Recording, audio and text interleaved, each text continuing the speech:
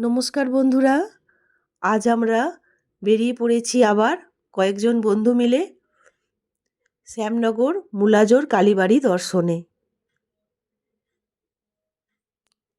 উত্তর চব্বিশ পরগনা জেলার হুগলি নদীর তীরে অবস্থিত এই শ্যামনগর শহরটি।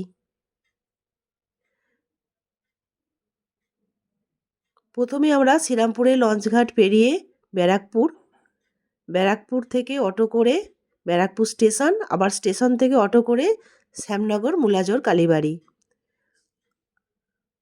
এখানে পৌষ মাস উপলক্ষে বিশেষ এক মেলার আয়োজন হয়।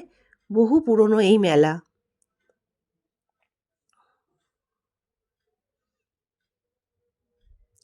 এই মন্দিরের নাম মুলাজোর ব্রহ্মময়ী কালী মন্দির।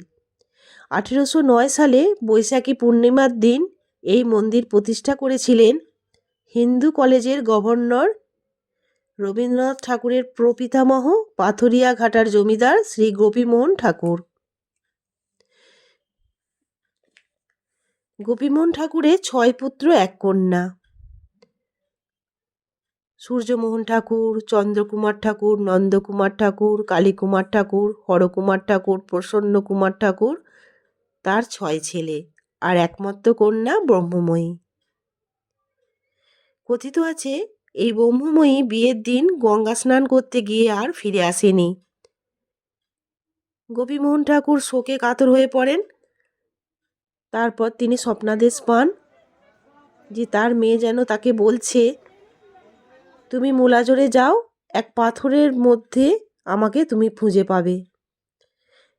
সেই স্বপ্নাদেশ পেয়ে গোপীমোহন ছুটে যান এবং দেখতে পান এক কোষ্ঠী পাথরের কালী মূর্তি, পদতলে শায়িত মহাদেব।